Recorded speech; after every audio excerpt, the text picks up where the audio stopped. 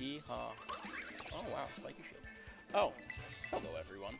We have a wonderful match for you for round 5, the final round of Swiss at this Premier Challenge here in Cambridge, Massachusetts at Balance Patch. We have a match between Jeremy Odena and Adrien Hurley, who actually, fun fact, were the 2 finalists of the DC Open back at Worlds 2019. That is elite Mons knowledge right there. Yeah. So, 2 Boston locals show up to Washington, D.C., go to the Worlds Open that year, say, all right, let's get the first regional of the year out of the way, and then play each other in finals. That's not that impressive. I can't think of a single good player from the Washington, D.C. area. So Jeremy actually took that one over Adrien, and that's one of Adrien's best finishes next to, I think he got top 32 at Worlds 2022. Jeremy, I know, got Day 2 Worlds 2018. I don't remember where he finished, but these are 2 of the best players in the Boston area, and we're going to see really interesting teams between them. Didn't even have time to call them out going over history. But on Adrien's side, we are going to see a lead of Dondozo and Ursa Luna running his tried and true 2-2-2 modes with, Dondozo and that Tatsugiri curly form, Ursa Luna and Cresselia, and Champao and Dragonite. And on Jeremy's side of the field, we see a lead of Fluttermane and Glamora. Now, this Glamora actually has an interesting set with Power Herb, Meteor Beam, Sludge Bomb, Psyche Shield, and Mortal Spin, which you may think, oh, they always carry Mortal Spin. Well, this isn't a Dondozo team, as you probably saw, because it's paired with Raging Bolt, Incineroar, Ogerpon, Wellspring, Bronzong, you can see on the field that Fluttermane. Yeah, talk about Adrien's team first. He is the master of this 2-2-2 comp, and as a player against him, it just puts you in such a precarious position, feeling like you have to respect every single combo that he could possibly throw at you. We see here the Oblivious from Dondozo proccing, so that prevents the Intimidate drop from Incineroar. That's really good to know, for especially if the Dondozo gets an Omni boost. The Incineroar won't be able to cycle in and out and lower its attack stat with the Intimidate.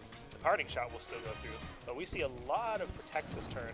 Ursa Luna's going to get the burn, and Incineroar comes onto the field, and now it'll reset some fake out pressure, and looks like Adrien's burned the protect on everything except the Ursa Luna.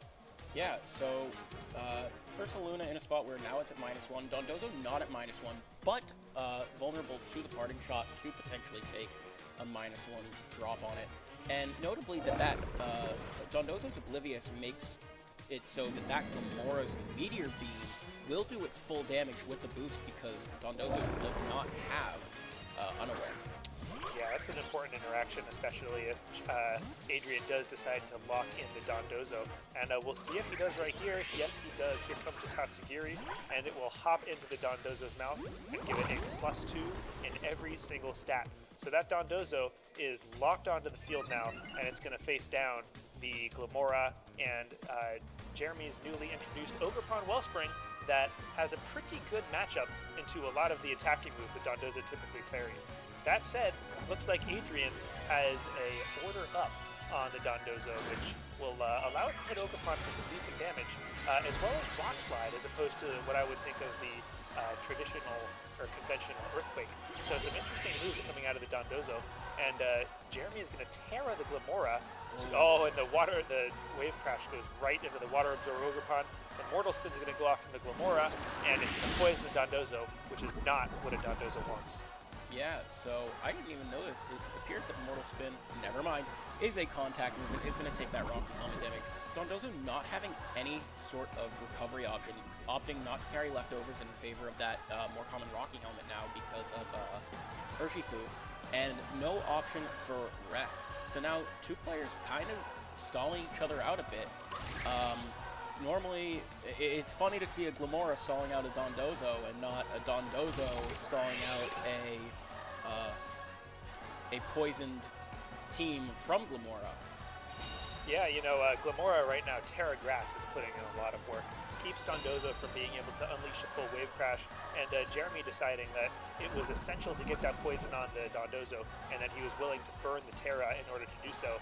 Really paying dividends here, as both the Ogerpon and the Glamora are just sitting in front of the Dondozo. They're not going to be taking a bunch of damage, and Dondozo's just stuck, can't switch out due to the mechanics of Commander, and so it's just going to run off the rock slides, hope to get a few flinches, maybe survive for a little bit longer. But right now, Jeremy is kind of has this Dondozo at his mercy. Yeah, so Toxic Debris coming out there, likely not going to be all that impactful, being that Tatsugiri is not going to take those when it leaves Dondozo's mouth, and it likely isn't going to switch out. Ursaluna already being burned, and being that we saw Ursaluna, it's a pretty safe assumption to say that Cresselia is in the back, and with Levitate not going to be affected by that. Yeah, and here comes the Meteor Beam. This will probably pick up the Dondozo, given that, as Jake mentioned, it is not unaware, so it's going to get that. It's going to feel that special attack boost from the Glamora, and now looks like Adrien is down his big fish. Here comes the Cresselia, presumably to set up Trick Room so that his Ursaluna can try to go to work. Absolutely. So notably for Adrien, he does have access to Terra Steel on that Tatsugiri, and Terra Dark on Cresselia, probably not wanting to take a Prankster boosted taunt. Only problem is, Tatsugiri's also not choice Scarf. So Glamora and Ogrepon very easily could be outspeeding with Tatsugiri and threatening really big damage, if not a full one-hit KO on that Cresselia, preventing the Trick Room from going up at all this game. Yeah, but this game is still far from over. Adrien has preserved his Terra, and that could be key, especially with the Ursaluna in the back, to allow it to attack under Trick Room despite fake-out pressure from the Incineroar. However, as I say so, Adrien is going to use the Terra onto that Tatsugiri, making it a Steel type, and allowing it to resist anything the Glamora throws at it. We'll see if it ends up making a difference here, and lets it throw off a strong Choice Specs attack. The Ivy Cudgel from the Ogrepon is going to come out into the Cresselia, dealing about 40% of its health, and the Sludge Bomb goes into the Tatsugiri, Adrien calling that perfectly and using the Terra, and here comes Terra Steel, Terra Blast. I love seeing all these different Terra Blast animations, but that is going to collect the Glamora, and now Jeremy is down to 3 Pokemon. We'll see if Adrien has enough resources left to put up a Trick Room, and he does without hesitation. And so now the dimensions are twisted, and Ursaluna is in a position where it can thrive if it can keep itself from getting too debuffed from this Incineroar. Yeah, so a good thing for both Jeremy and Adrien to know is that Tatsugiri does underspeed the Glamora. I think at max speed that is a natural interaction, with Tatsugiri just being a little bit slower than Glamora. Had we seen a double up into Cresselia with the +1 on Glamora, I'm not sure that would have been a KO. May have been. But actually going into that Tatsugiri and that Terra Steel paying off big time, although with Incineroar on the field, maybe regretting it a little bit. Yeah, Tatsugiri is now locked into a Terra Steel, Terra Blast, and none of these Pokemon care at all. That said, it'll be interesting to see if Adrien tries to finesse his way into an Ursaluna switch-in, because Ursaluna doesn't want to take a parting shot from Incineroar, and it certainly doesn't want to take an Ivy Cudgel from the Ogrepon. We'll see if Adrien tries to switch in. He does not, and so the Incineroar goes for a parting shot into the Tatsugiri. We'll see if it can Terra Steel, Terra Blast the Fluttermane. That would be quite the play. But as of now, the Ursaluna remains off the field, and Jeremy, by virtue of taking the Incineroar off, allows it to position it for one more Intimidate, which could be all it needs to save the Ogrepon, and letting Ivy Cudgel do the rest of the work. Absolutely. So we are actually going to see the Terra Blast go into the Ogrepon here, doing a non-insignificant amount of damage despite the resist, and Moonblast doing just about the same amount, as Ivy Cudgel is going to go into Cresselia here, do a good amount of damage. And Jeremy using his knowledge of the game to say, okay, I can't let you get this Ursaluna in for free. I don't care about your Tatsugiri. I need to take out this Cresselia, not let it have its clutch partner, and waste as many turns of this Trick Room as I can while not affording you a free switch.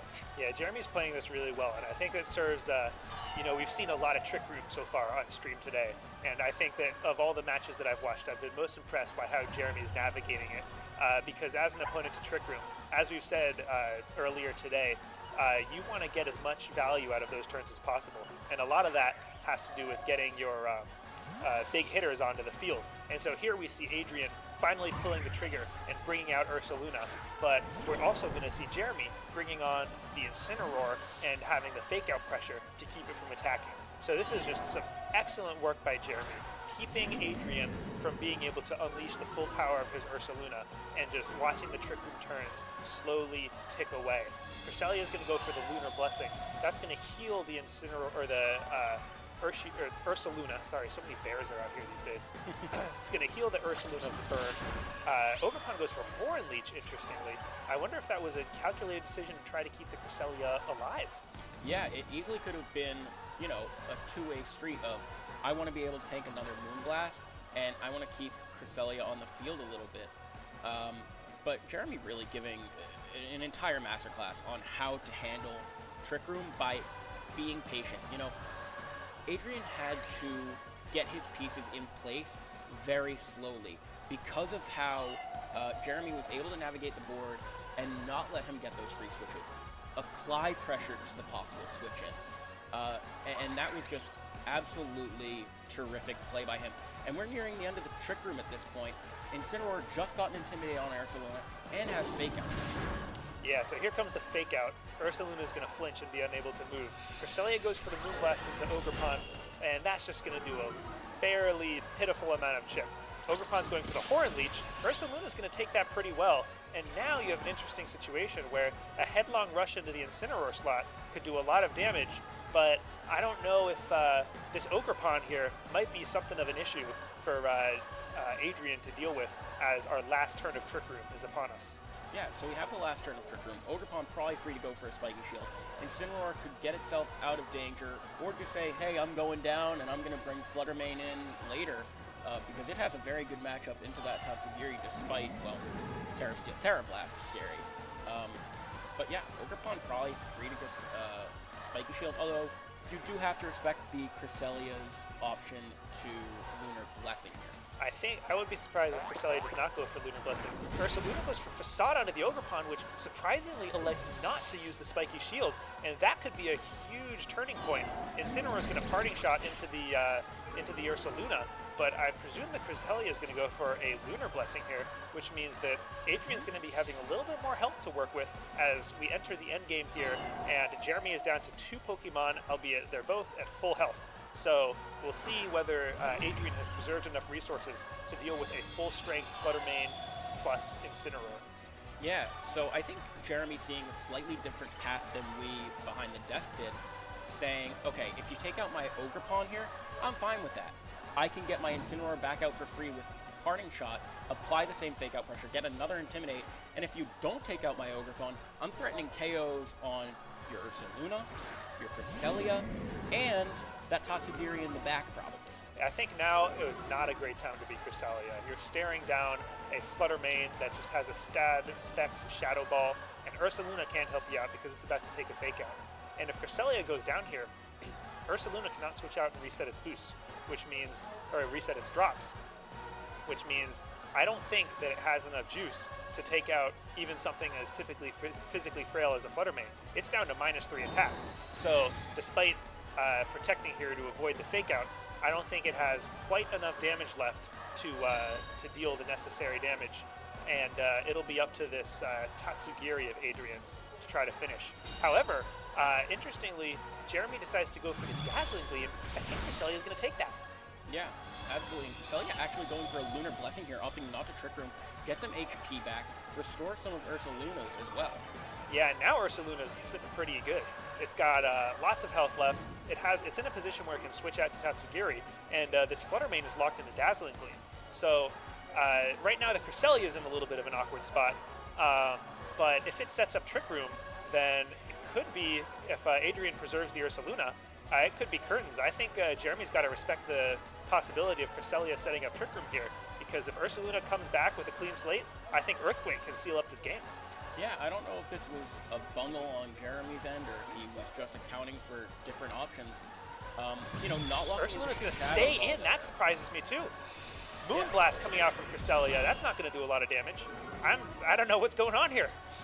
I'm baffled myself. Here comes Flare Blitz. It's going to take out Ursaluna with a critical hit.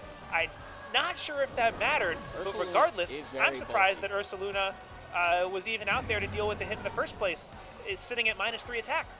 Yeah, I'm scratching my head at a lot of what's going on. I mean, they're the players, not us. But Fluttermane not locking into Shadow Ball into Cresselia, I get that. You have to take out Ursaluna, and if it switches out, you're in a really tough spot. But the Helping Hand going into Tatsugiri here, probably praying for this Muddy Water to one-shot the Incineroar. If Muddy Water misses, this could be the game. Muddy Water it's going to double connect. And Incineroar goes down, and Tatsugiri now has to pray that it doesn't miss a consecutive chain of Muddy Waters. But Fluttermane is locked into Dazzling Gleam. Tatsugiri's sitting pretty here as a Terra Steel type. Yeah, so Cresselia going to go down, and now Adrien is at the mercy of 90% accuracy. We'll see how many times Jeremy can get bailed out by the Muddy Water, if any at all, and it is going to be 0 times that Jeremy is able to be bailed out. Wow, that was a hectic endgame.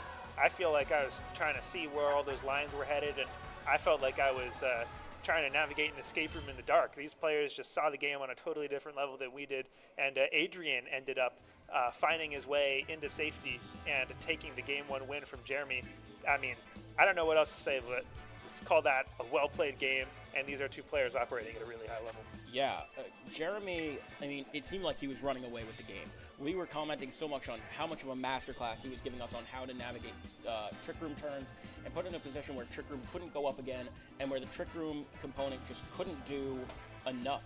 But at some point along that line, I'm going to have to re-watch that when I get home after this tournament, where it went wrong for Jeremy's pressure. I completely agree.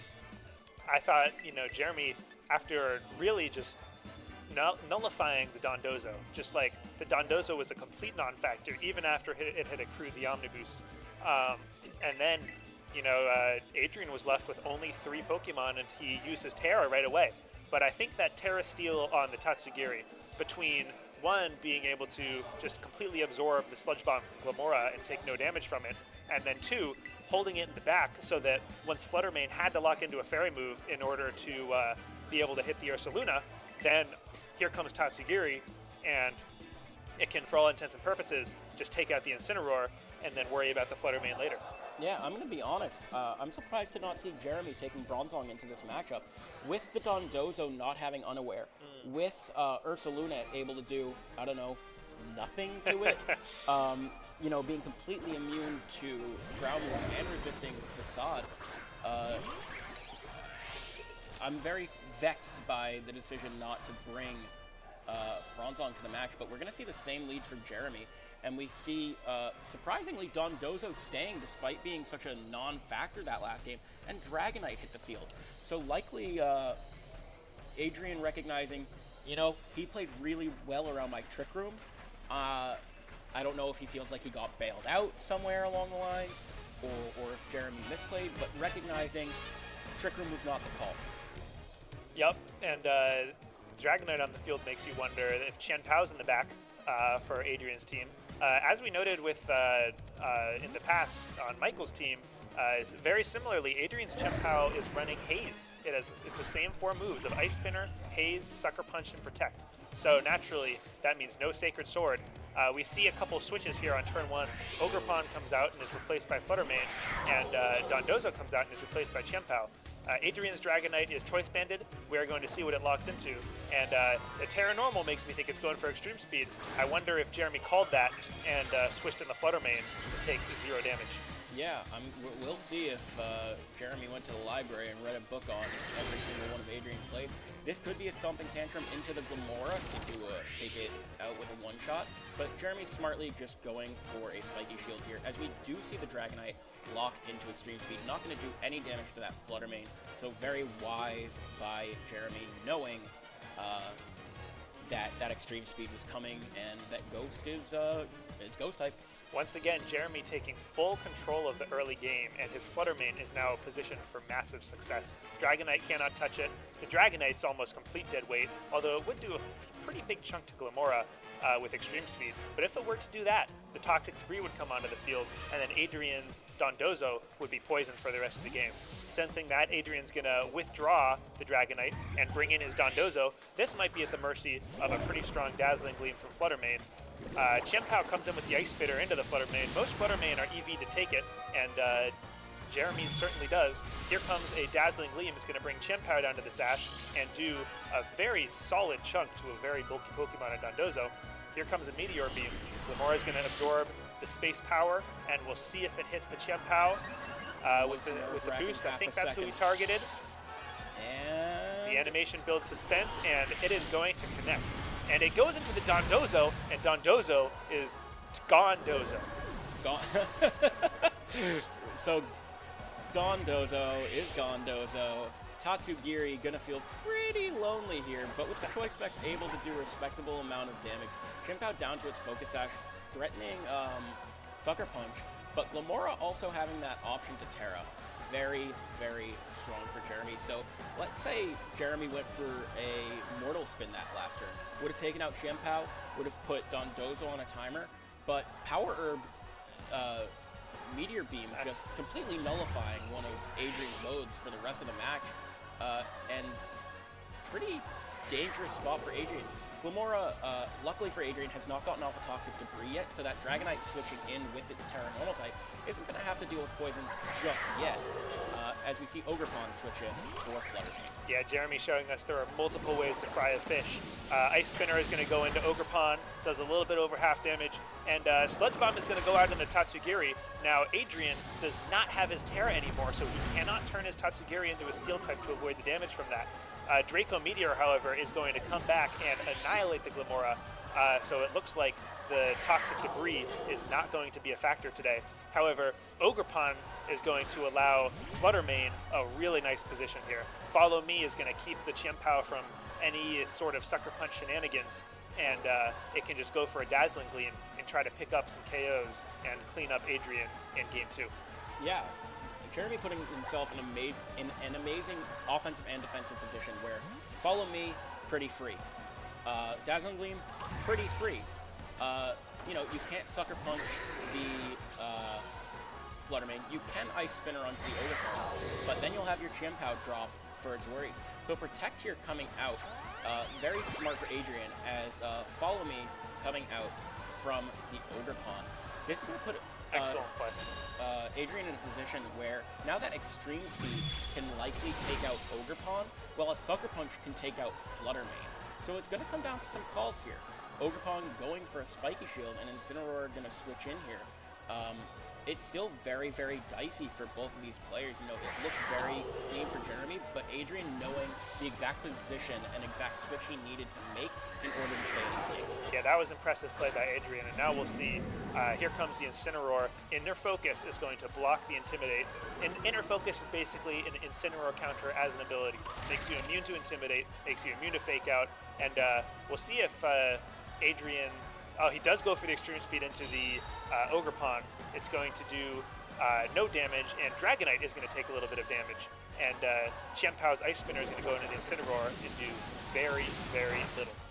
Yeah, so we did note that Adrien's Chien-Pao is not running Sacred Sword, so not going to have a good way to damage Incineroar.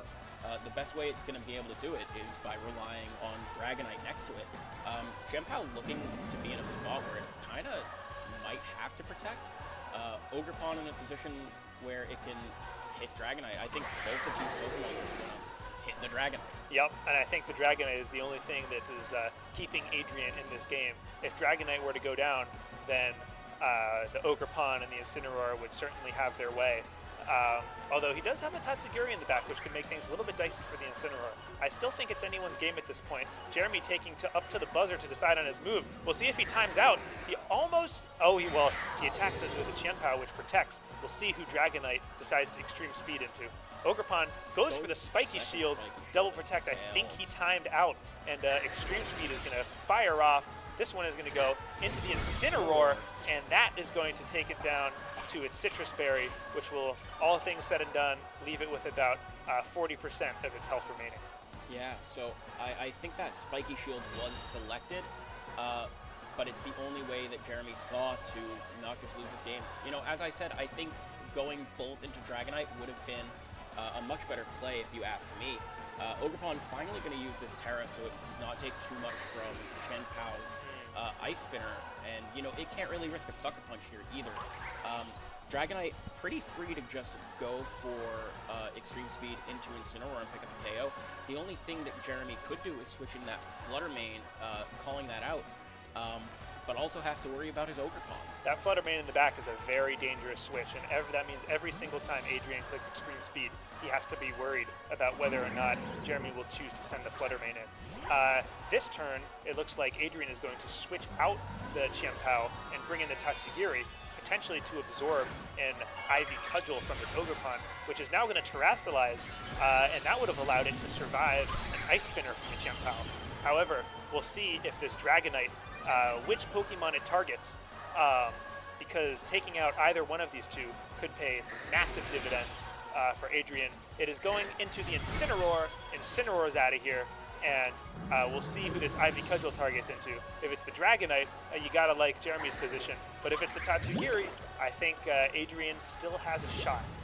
Yeah, I think Jeremy recognizing his best way to win this one is by keeping Dragonite on the field, locked into Extreme Speed, and getting Flutter Mane in a position where Chien-Pao cannot Sucker Punch it. We're in a spot now where... Gleam is pretty free. Yeah, Gleam is pretty free, but as we saw, I don't think it does nearly enough damage to the Dragonite to pick up the KO.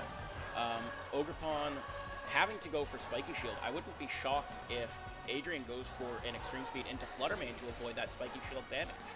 That would be quite the play. Ogerpon, it looks like, is going to lock into the Spiky Shield, and Dragonite has barely over half its health. So if Dragonite targets into the Flutter Mane on purpose, it avoids the Spiky Shield, and he does! Wow! And so, now, if it eats this Dazzling Gleam, and it does, then the Chien-Pao is going to come onto the field, and now Jeremy might be resorted to just hoping that a double protect, double Spiky Shield from the Ogerpon can save him from these two physical threats that are at very, very low health. What a play by Adrien, attacking into the Flutter Mane on purpose in order to avoid the chip damage from Spiky Shield that, just looking at the damage now, I still think it would have survived. Well, we won't find out though, because the second Spiky Shield fails, Extreme Speed comes out into the Ogerpon to take it out, and this Flutter Mane is one Sucker Punch away from giving Adrien a very impressive 2-0 win. Yeah, I'm honestly shocked by this. We didn't even get to see the interaction of speeds between these two Pokemon, of whether it's a Jolly, Chien-Pao, or Adamant.